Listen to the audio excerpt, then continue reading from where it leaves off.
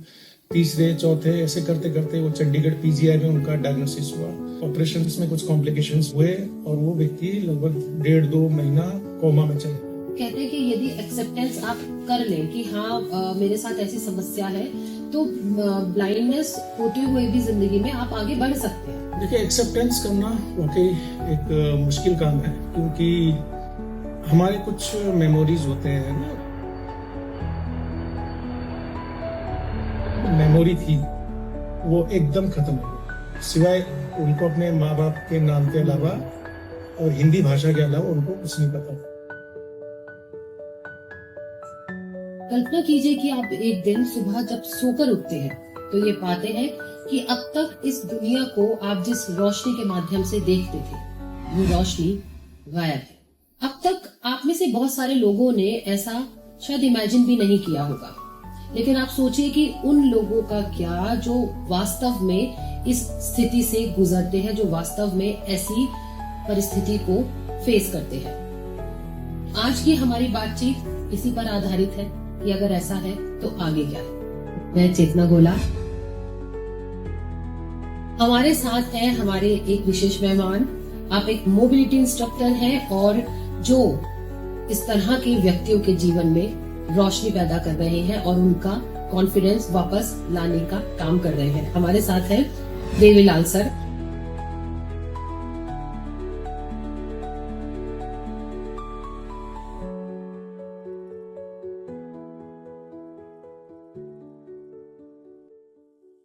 ये जानना चाहूंगी कि मोबिलिटी क्या है और कैसे ये हेल्प कर सकती है। मोबिलिटी एक शब्द नहीं, इसके साथ एक शब्द और जुड़ा हुआ है, ओरिएंटेशन।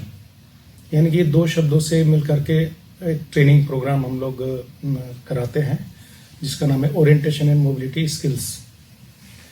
ये स्किल्स इसलिए हैं क्योंकि आप जो दृष्टिवान होते हैं, यानी कि जो देखने वाले व्यक्ति होते हैं, वो प्राकृतिक रूप से उनको चीज़ें नज़र आ रही हैं और उनको जो दृश्य सूचनाएं होती हैं, विजुअल इंफॉर्मेशन है, वो नेचुरली प्राप्त होते हैं। तो उनको एक जगह से दूसरी जगह जाने में कोई प्रॉब्लम उनको फेस नहीं करनी पड़ती है।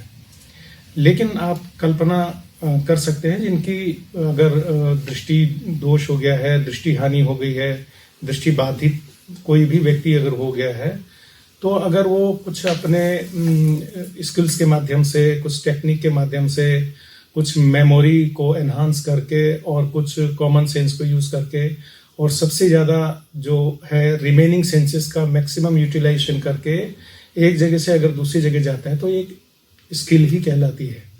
और इसमें बाकायदा ट्रेनिंग लगती है, प्रशिक्षण लगता है।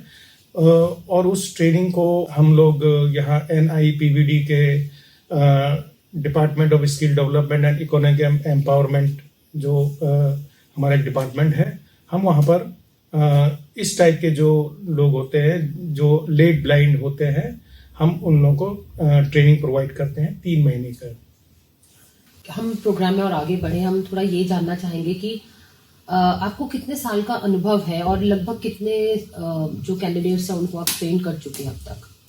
जी, मुझे लगभग 32 साल हो चुके हैं इस कार्य को करते हुए, और मैं देश के विभिन्न हिस्सों में भी गया हूँ अपने इस यात्रा में, और दिल्ली हो या नॉर्थ ईस्ट हो, और अब हाल में मैं देहरादून के NIPVD में अपनी सेवाएं दे रहा हूँ।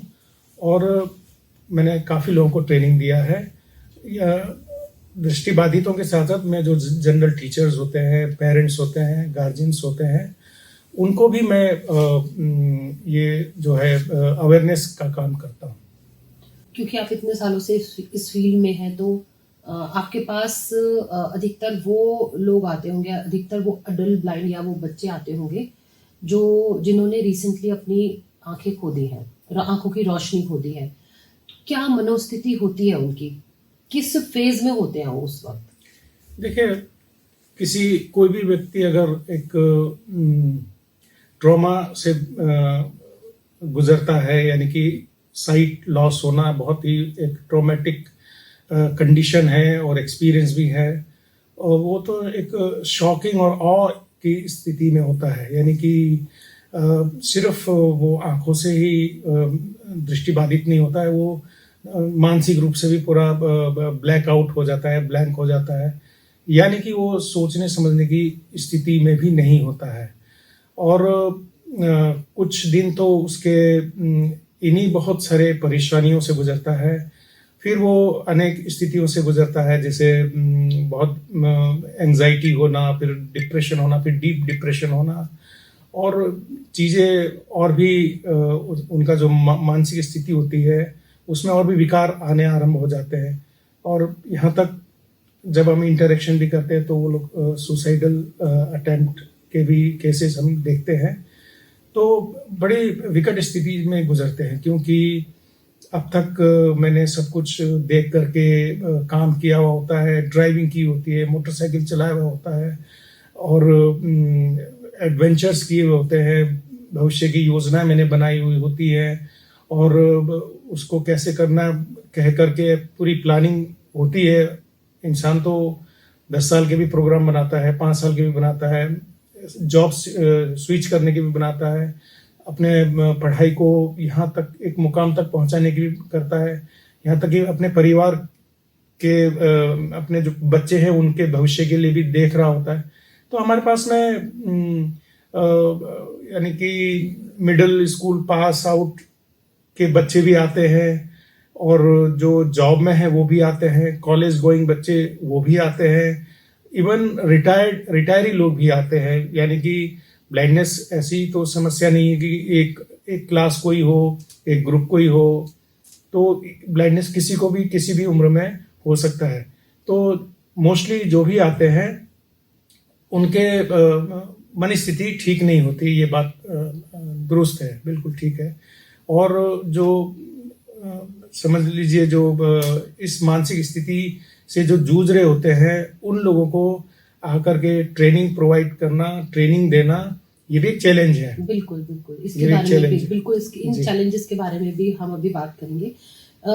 आपने इतने अपने पूरे एक्सपीरियंस में ऐसे क्या ऐसा कह सकते हैं कि कुछ लोग इनमें से ऐसे होते होंगे जो जिनके साथ ज्यादा मुश्किल होती होगी वापस से कॉन्फिडेंस लाना, वापस से उनको रिहेबिलिटेट करना? जी हाँ। या सभी एक जैसे होते हैं? कैसे किस तरह से पूरा सिचुएशन रहता है? नहीं, जो हमारे पास क्लाइंट आते हैं, जो हमारे ट्रेनीज होते हैं, उनके भी रेंजेस हैं, है ना।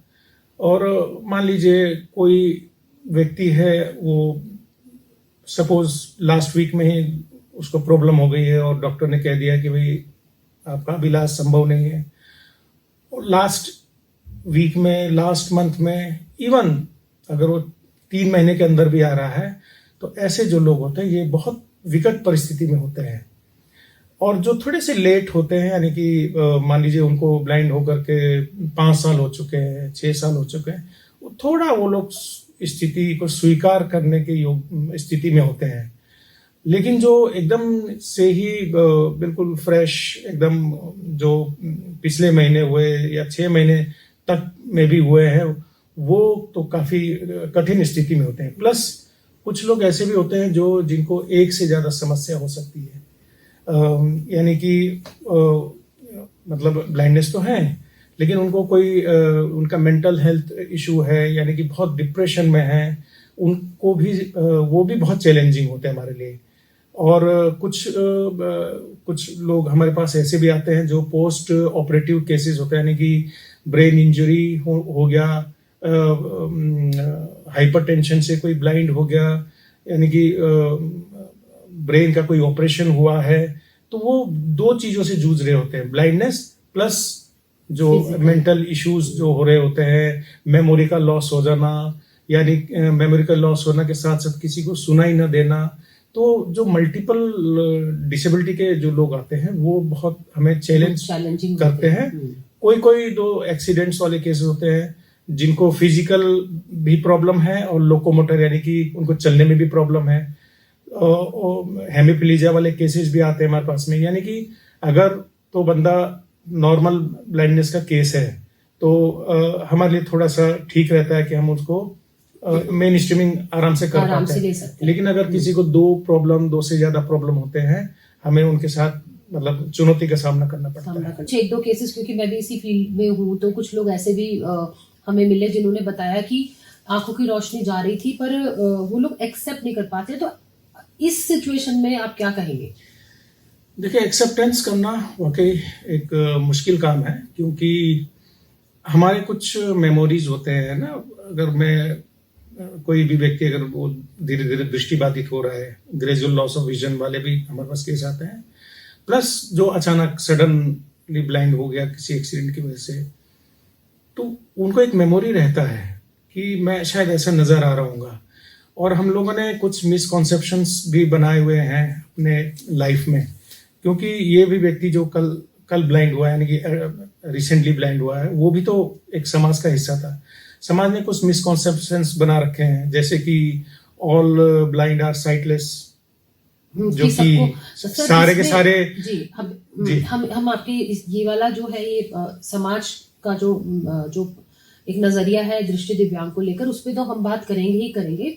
अभी में जो अभी ये भी जानना चाहते हैं हम कि कहते हैं कि यदि एक्सेप्टेंस आप कर लें कि हाँ मेरे साथ ऐसी समस्या है, तो ब्लाइंडनेस होते हुए भी जिंदगी में आप आगे बढ़ सकते हैं। देखिए, जहां तक एक्सेप्टेंस की बात है, अभी मैंने कहा कि जो थोड़े से हमारे पास लेट होकर के आते हैं, यानी कि जिन्होंने 5 साल 6 साल अपने बिता दिए हैं घर में, तो उनको एक्सेप्ट कराना थोड़ा सा इजी होता है, मतलब कंपैरिजन।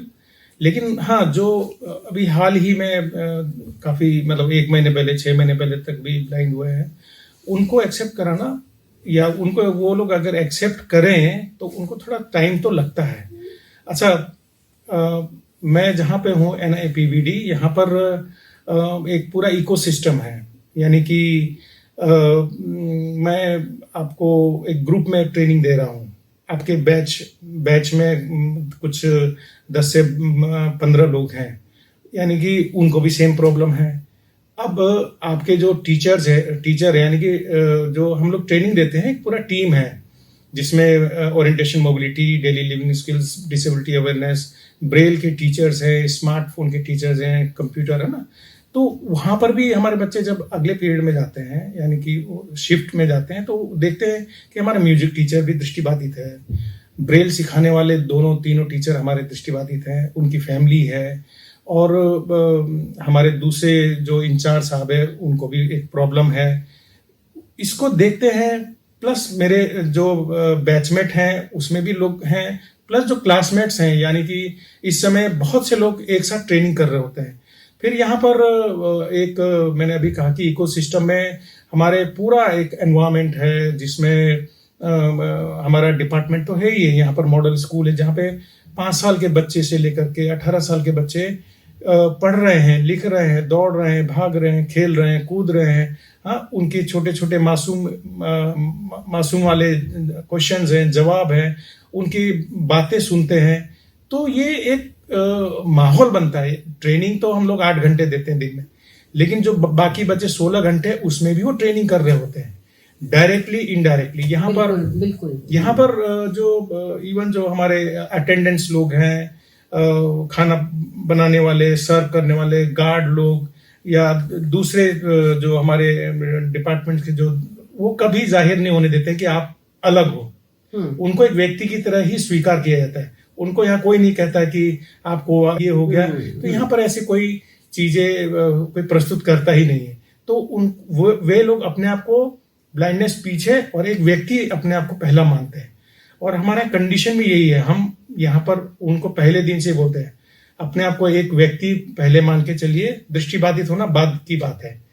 तो सिर्फ हम ये बात ही नहीं बोलते, उनको एहसास करवाया जाता है।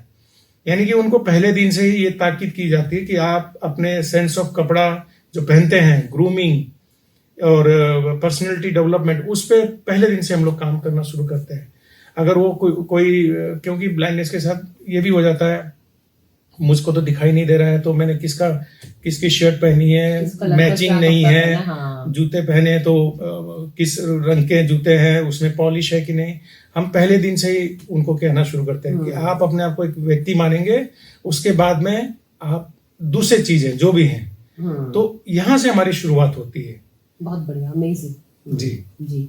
इस पूरे उसमें आपने कहीं ना कहीं चैलेंजेस की भी बात की थी कि इन किन परिस्थितियों में आपको चैलेंजेस का सामना करना पड़ता है। तो कोई एग्जाम्पल कोई याद हो कि क्या व्यक्ति था, कोई केस स्टडी अगर आप डिस्कस करें तो?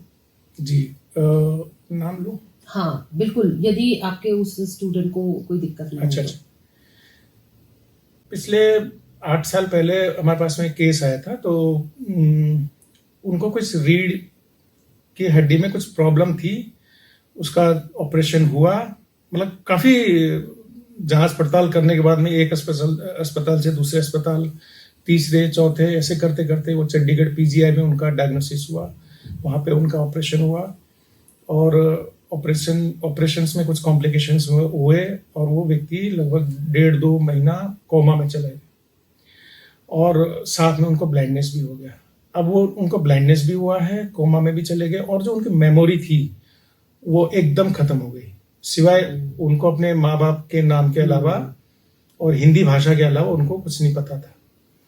तो जब हमारे पास में आए तो समझ लीजिए 4 लोग पकड़ के लाए हैं और स्थिति ऐसी थी कि रोज मैं अपना नाम उनसे रटवाता था या हमारे दूसरे टीचर थे उनको रटवाता था, मैं उनसे गिनती गिनवाता था, ठीक है, ABCD करवाता, जबकि वो MA geography part first pass कर चुके थे और सेकंड ईयर में थे। यंग हाँ यंग थे, मतलब 22 साल के भी नहीं थे, 21-22 साल के थे।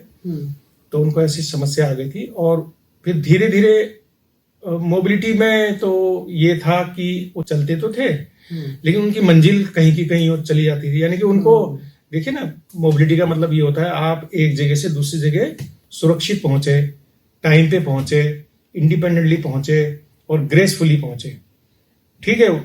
किसी भी दृष्टिबाधित के पैर होते हैं, पैर तो चलते रहेंगे लेकिन मंजिल भी तो आनी चाहिए। तो इसके लिए ओरिएंटेशन की जो ट्रेनिंग होती है, ओरिएंटेशन बहुत महत्वपूर्ण है, इसलिए ओरिएंटेशन शब्द पहले आता है। ओरिएंटेशन शब्द हम जब उनको ओरिएंटेशन कराते थे, और ओरिएंटेशन का मतलब होता है कि एक मेंटल मैप बनाना, मैं कहाँ हूं, मुझे कहाँ जाना है और उस जगह पे मैं कितने आसानी से पहुंच सकता हूं, ये ओरिएंटेशन कहलाता है। और मोबिलिटी होती है जिसमें हम लोग पैदल चलते हैं या किसी के साइटेड गाइड के साथ चलते हैं या पब्लिक ट्रांसपोर्ट सिस्टम का यूज करते हैं या रैपिडो का भी इस्तेमाल करते हैं, वो अलग चीज आती है। लेकिन पहले तो आपको पता होना चाहिए ना ओरिएंटेशन, यानी कि मैं कहाँ जा रहा हूं। तो इस व्यक्ति के साथ इनकी ये समस्या होती थी, ये कहाँ जा रहे हैं पता ही नहीं होता था उनको। एक रूम बार बार बता दी, ये आपका ओरिएंटेशन क्लास है, ये कंप्यूटर की क्लास है, ये टाइपिंग की क्लास है, वो रोज भूलते थे। 2 महीने तक उन्होंने काफी मतलब हमको मतलब परेशान तो खैर नहीं बोलना चाहिए, हमको चुनौती दी। हाँ, चुनौती दी। और उस केस के साथ मैं अकेले ही लगा रहा, उनको मैं ट्रेनिंग देता था, मतलब गिनती गिनने से लेकर के अपना नाम, और कल तुमने ब्रेकफास्ट में क्या खाया, परसों क्या खाया, आज कौन सा दिन है, आज कौन सा वार है, अगले मतलब नेक्स्ट ईयर कौन सा ईयर होगा, ऐसे करते करते करते उनको थोड़ा सा सेंस आना शुरू हुआ। फिर उनकी ट्रेनिंग खत्म हुई। उनको जो तीसरे महीने में वो जब निकले हैं तो मैं कह सकता हूं कि उनको 40-50% थोड़ी सी रिकवरी हुई थी। फिर उन्होंने हमारे ही सेक्शन में दूसरा कोर्स किया जो थोड़ा सा और डिफिकल्ट था, परेशानी जरूर होती थी लेकिन वो उसको उन्होंने चैलेंज के रूप में लिया। उसके बाद में थोड़ा सा मैं कह सकता हूं कि उनको और सेंस आया। फिर उन्होंने यहाँ से एक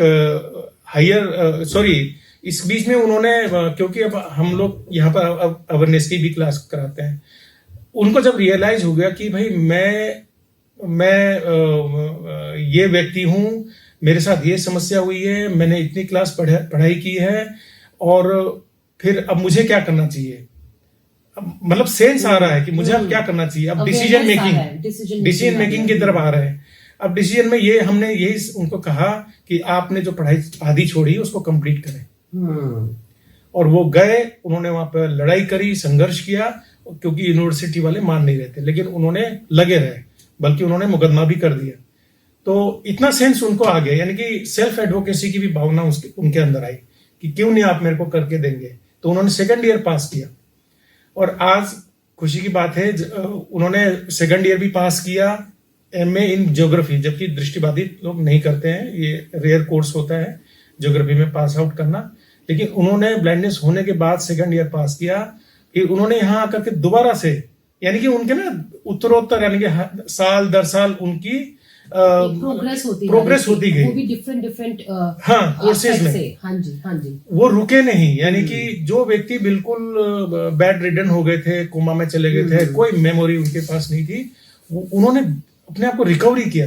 तो मैंने बहुत लोगों को ट्रेनिंग किया है, 32 साल मैंने अभी कहा था, लेकिन उनका प्रोग्रेस देख करके मैं हमेशा आश्चर्यचकित रह जाता हूँ। मैं हमेशा सोचता हूँ कि एक व्यक्ति के अंदर बहुत पोटेंशियल होता है, दृष्टिबाधित हो जाना उसको कोई रोक नहीं सकता, वो थोड़ी देर के लिए है, लेकिन वो ठान ले तो दृष्टि बाधा कोई बाधा नहीं करती। मैंने उस व्यक्ति को देख करके मैं खुद भी सीखता हूँ, ऐसा नहीं कि टीचर हो गए तो मैं तो उन्होंने यहाँ बीएड किया और फिर उन्होंने केंद्रीय विद्यालय में एक पीजीटी का डेजिग्नेशन होता है, पीजीटी ज्योग्राफी, बिल्कुल हमसे बढ़िया स्केल में वो गए हैं और आज उनकी वो नौकरी करते हैं, उनको 5-6 साल सफलतापूर्वक नौकरी कर रहे हैं। बिल्कुल, क्या बात है, वंडरफुल, बहुत बढ़िया। सर, जो लोग लेट ब्लाइंड होते हैं और जो लोग बाय बर्थ ब्लाइंड होते हैं, तो उनकी मोबिलिटी में कितना अंतर होता है? जी, क्वेश्चन बहुत अच्छा है। इसमें जो हमारे लेट ब्लाइंड होते हैं उनके साथ एक सेंस ऑफ फियर तो रहते ही रहता है कि उनको हर कदम आगे लगता है कि बहुत बड़ा गड्ढा है, उनको हर कदम चलाने में, अपने आप को आगे बढ़ाने में दिक्कत तो आती है, फियर काफ़ी है उनको, और एंजाइटी है चोट लगने का, और अपने आप को ना वो सीमित कर देते हैं, अपने आप को मतलब सिकोड़ से लेते हैं, और अपने आप को बचाने के चक्कर में अपने जो बॉडी है उसको डिफॉर्म कर लेते हैं, यानी कि अपने को बचाने के बिल्कुल झुकेंगे और छोटे छोटे कदम लेकर के चलेंगे। तो इससे उनकी मोबिलिटी फिजिकली तो इस प्रकार बहुत अच्छी नहीं हुई है ना, और लेकिन इसलिए ट्रेनिंग का बहुत ज़्यादा फायदा हमारे लेट ब्लाइंड को ही होता है। और जहां तक दूसरे जो हमारे कॉन्जेनिटल ब्लाइंड होते हैं, अगर यानी जो बाय बर्थ, हाँ बाय बर्थ, अगर थोड़ा बहुत पेरेंट्स उनको सपोर्ट करते हैं, मतलब अगर शुरू से अवेयरनेस होती है, अगर उनको अवेयरनेस है, उनको लेट देम गो वाली स्थिति होती है, चलो इनको जाने दो, कहाँ तक जाते हैं, कितना कर पाते हैं, उनको हाथों का कुछ काम करने दे, जिस उम्र में वो एज रिलेटेड वर्क उनको करने दे, अपने मतलब अगर छोटा बच्चा है तो 5 साल का है तो अपना टॉयलेट का काम स्वयं कर सके, घर में छोटा मोटा नल खोलना, पानी लेकर के आना, अगर ये काम करने दे तो वो एक विजुअलाइज वो कर सकता है और चलने फिरने में उसको ज़्यादा प्रॉब्लम नहीं आएगी। और एक चीज़ है, हमारे जो कॉन्जेनिटल ब्लाइंड होते हैं, यानी कि जो बाय बर्थ ब्लाइंड होते हैं, उनमें जो रिमेनिंग सेंसेस को जो ग्रास्प करने की जो क्षमता होती है बहुत ज़्यादा होती है, क्योंकि वो विजुअल इंफॉर्मेशन पे रिलाय ना करके वो बाकी जो सेंसेस हैं हमारे ना, जैसे हियरिंग सेंस है, टेक्टाइल सेंस है, स्मेल का जो सेंस होता है, और किनेस्थेटिक सेंस, मसल सेंस के ऊपर बहुत रिलाय करते हैं और उसको काफ़ी अच्छा डेवलप करते हैं। तो वो, और इसके वजह से उनके बॉडी में फ्लेक्सिबिलिटी बहुत अच्छी होती है, वो तुरंत गिर विर नहीं जाते हैं, क्योंकि वो हमेशा चीजों तैयार रहते हैं हर चीज के लिए।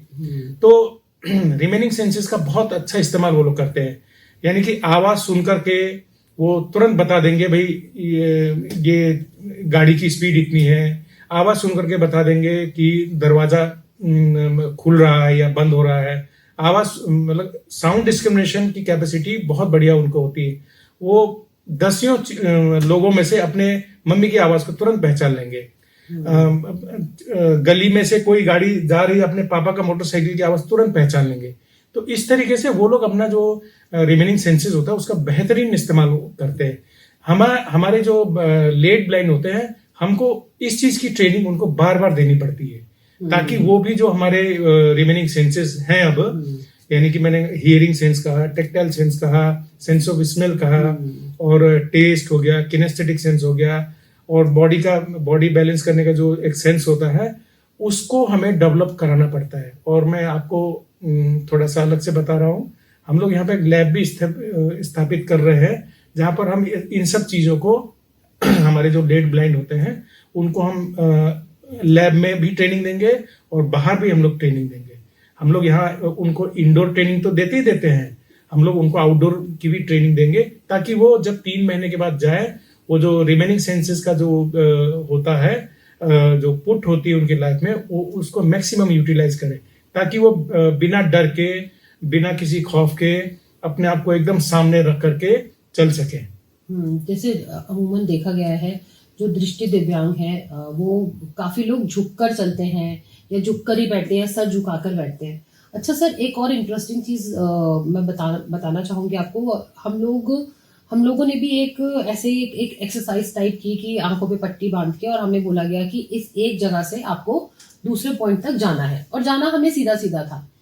पट्टी बन गई, जब हमने चलना शुरू किया और हमें बोला गया कि हाँ जी आप लगभग पॉइंट के तक पहुंच गए हैं, और जब आंख खोलकर देखा तो हमारा ओरिएंटेशन सीधा जाने की बजाय कभी किसी का राइट चला गया, कुछ लोगों का किसी का लेफ्ट चला गया, यानी कि, और तब इस बात का समझ आया कि जो हमारा विजन है वो इसमें हमें बहुत हेल्प करता है। जी जी जी, विजन सिर्फ देखने के काम नहीं आता, वो हमारे बॉडी के स्कीमा को भी कंट्रोल करता है, बॉडी बैलेंस भी बनाता है।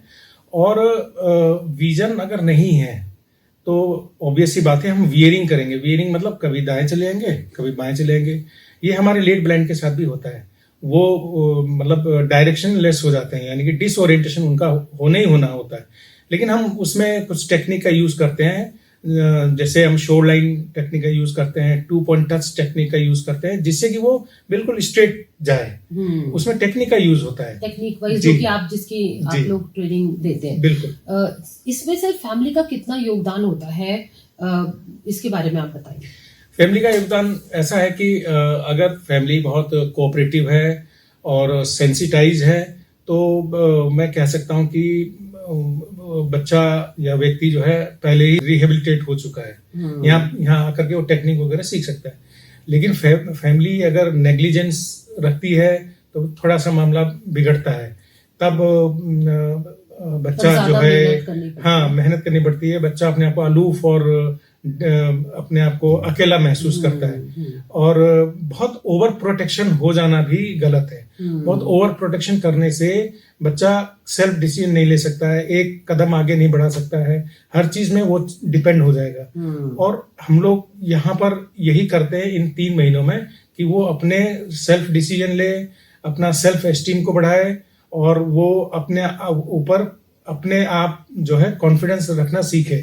यहाँ पर हम लोग कोशिश ये करते हैं 3 महीने के अंदर वो अपना सब डिसीजन ले, अपना अगले फ्यूचर का के लिए प्लानिंग करे, यहाँ तक कि अपने घर अकेले आए, अकेले जाए, और अगला कोई ट्रेनिंग प्रोग्राम करना है उसकी व्यवस्था स्वयं करे।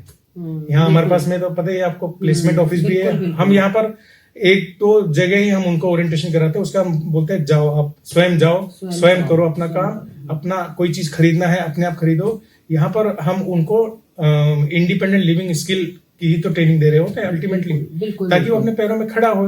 अगर हमने पेरेंट्स की तरह हमने ट्रीट किया तो फिर बच्चा फिर आगे डेवलप नहीं करता। ज्यादा उसे हमने प्रोटेक्ट किया जी, तो उसमें वो इंडिविजुअल एक कैसे वो ग्रो करेगा ना। तो सर ये तो परिवार का हुआ, समाज का क्या इसमें योगदान हो सकता है? आप क्या अपील करना चाहेंगे समाज को? देखिए, समाज में ये होता है कि दृष्टिबाधित को अलग नजरिए से तो देखते ही देखते हैं, बिल्कुल देखते हैं। अभी आप बता भी रहे थे थोड़ा टाइम पहले जी।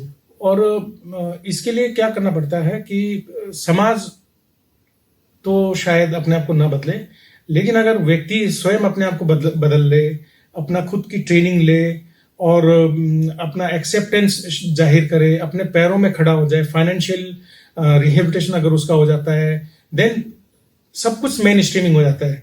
जहां वो अपने पैरों पे खड़ा हो गया, जहां उसकी जॉब लग जाती है, जहां वो अपने इनकम जनरेशन का काम शुरू करता है, तो तुरंत लोग उसको एक्सेप्ट करना शुरू करते हैं। उसको अलग नजरिए से नहीं देखते, उसको एक व्यक्ति की तरह ही देखा जाता है। ब्लाइंडनेस वगैरह सब दूर हट जाती है। यानी कि सुधारना है तो हमको, जो दृष्टिबाधित व्यक्ति है, वहीं से अपने आप को सुधारना शुरू करना पड़ता है। यानी कि मेरे को ट्रेनिंग लेकर के अपने आप को प्रेजेंटेबल बनाना है, अपने पैरों में खड़ा होना है, तो सब लोग आपको एक्सेप्ट करना शुरू करते हैं, दोस्त भी वापस आ जाते हैं, समाज भी उनको अलग दृष्टि से देखता है, देखो कि दृष्टिबाधित होते हुए भी इस प्रकार के काम कर रहा है, जॉब कर रहा है, अपने पैरों में खड़ा है, किसी के ऊपर डिपेंड नहीं है। तो वो जहां वो लाचार था, यहाँ पर वो आदर्श बन करके क्या बात है सर, बिल्कुल लाचारी से आदर्श बन जाना, यानी जब परिवर्तन हमारा अपने में आता है तो समाज भी हमारे साथ परिवर्तित हो जाता है। बिल्कुल जी, बिल्कुल, बहुत बढ़िया बताया सर आपने। एक और लास्ट और बहुत इंपॉर्टेंट क्वेश्चन है, आपने इस प्रोफेशन में रहते हुए क्या सीखा? मैंने ये सीखा कि जब आप सिखा रहे हो किसी को तो एक तरफा नहीं होता है, आप उनसे भी बहुत कुछ सीख रहे होते हैं। ठीक है, मैं उनसे उनको कॉन्फिडेंस की बातें सिखाता हूँ, उनको कैसे आगे बढ़ना है ये तो सिखाता ही हूँ। ओरिएंटेशन मोबिलिटी ठीक है, एक ट्रेनिंग है, एक सिस्टम में उसको सिखाया जाता है, लेकिन आप ध्यान देंगे ये भी एक फिलोसफी है कि एक व्यक्ति अगर वो चलना रोक देता है दृष्टि बाधा के कारण, किसी भी कारण, तो वो वैसे ही है जैसे पानी रुक जाता है। और पानी रुक, कहीं बहता पानी तो हमेशा साफ रहता है, और पानी एक जगह रुक जाता है तो वो पानी धीरे धीरे सड़ना शुरू हो जाता है। तो कोई भी व्यक्ति अगर किसी भी वजह से रुक जाता है तो उसके अंदर विकार आने शुरू हो जाते हैं। तो हम उस विकार को दूर करने की कोशिश करते हैं, यानी कि ट्रेनिंग के माध्यम से दूर करते हैं। तो धीरे धीरे देखते हैं कि उसके अंदर बहुत सारी चीजें स्वयं आनी शुरू हो जाती है, यानी कि व्यक्ति के अंदर जो एक प्रसन्नता होती है, एक आगे बढ़ने की जो प्लानिंग होती है, जो उसके अंदर जो इनर क्षमताएं होती हैं वो खुल के आती है। हम यहाँ देखते हैं कि बच्चे जब आते हैं तो कोई 4 लोग पकड़ के ला रहे हैं, कोई 3 लोग उनको पकड़ के लाते हैं, लेकिन जब बच्चा अकेला जाता है तो हमें बड़ी खुशी होती है। हमें ये लगता है कि नहीं, देखिए ये आज सिर्फ 3 महीने हमारे यहाँ बिता के गया है और अपने पैरों पे जा रहा है, तो उससे वो सिर्फ सीखा ही नहीं, वो हम सबको सिखा के गया। तो हम न सिर्फ सिखा रहे होते हैं, हम उनसे बहुत कुछ सीख भी रहे होते हैं।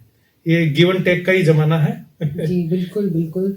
इनफैक्ट हमारा लास्ट क्वेश्चन यही है कि कोई व्यक्ति यदि लेट ब्लाइंड हुए हैं तो उन्हें क्या एडवाइस या मैसेज देना चाहिए? देखिए, लेट अगर कोई ब्लाइंड हुआ है, मैं तो बहुत सारे जो हमारे ऑप्थेल्मोलॉजी डिपार्टमेंट्स हैं, आई डॉक्टर्स हैं, आई हॉस्पिटल्स हैं, उनसे मैं दरख्वास्त करूंगा कि आप कोई पोटेंशियल, मतलब आपको डॉक्टर्स को मोस्टली पता ही होता है कि वो कोई बंदा जो है दृष्टिबाधिता की तरफ जा रहा है, आज नहीं 1 साल के बाद जा रहा है, 2 साल के बाद जा रहा है। आप जरूर 2 मिनट का टाइम निकाल करके उस व्यक्ति को सही गाइडेंस करें। आपका सिर्फ 2 मिनट होगा, लेकिन उस व्यक्ति के परिवार में, उस व्यक्ति के पर्सनल लाइफ में, उस व्यक्ति के फ्यूचर लाइफ में बहुत बड़ा एक मील का पत्थर साबित होगा। अगर आपने 2 मिनट दे दिया, आपने कोई इंस्टीट्यूट के बारे में बता दिया, हमारे NIPVD के बारे में बता दिया, या कोई NGOs के बारे में बता दिया, जहां पर जाकर के वो अपने आप को रिहेबिलिटेट कर सके, उसके बाद में अपने आप को मेन स्ट्रीमिंग कर सके, जरूर आप यहाँ पर रेफर कर सकते हैं। या जो कोई व्यक्ति है, आम व्यक्ति है, अगर उनके आसपास में कोई दृष्टिबाधित है, अचानक कोई ब्लाइंड हो गया है, या कोई परिवार भी अगर इस पॉडकास्ट को देख रहा है, तो आप जरूर यहाँ पर NIPVD में, हमारे सेंटर में आप जरूर भेज सकते हैं, और उस व्यक्ति के अंदर जरूर परिवर्तन आएगा, ये गारंटी है हमारी। बिल्कुल, इंसान के अंदर अडेप्टेबिलिटी की इतनी क्षमता है कि दृष्टि बाधा जो है वो किसी के जीवन में बाधा ना बने, और यदि आ भी जाती है तो जैसा कि अभी देवीलाल सर ने बताया हमें कि किस तरीके से कितने न जाने कितने ही लोगों ने उससे पार पाया है और आज अपनी जिंदगी को इंडिपेंडेंटली वो जी रहे हैं। तो सर बहुत बहुत थैंक यू। हम ये कहेंगे कि आपके जज्बे को सलाम, आपके स्टूडेंट्स जो हैं, आपके ट्रेनिंग्स जो हैं, उनके जज्बे को सलाम। Thank you so much for watching our show. और आपसे हम उम्मीद करेंगे कि अगर आपको हमारा ये पॉडकास्ट पसंद आया हो, या किसी और टॉपिक पर जो कि पर्सन विद डिसेबिलिटी से रिलेटेड हो, आप अगर उससे रिलेटेड कोई टॉपिक पर चाहते हैं कि हम पॉडकास्ट करें और एक्सपर्ट्स को लेकर आए, तो प्लीज हमें मैसेज कीजिए और हमारे चैनल को लाइक और सब्सक्राइब कीजिए।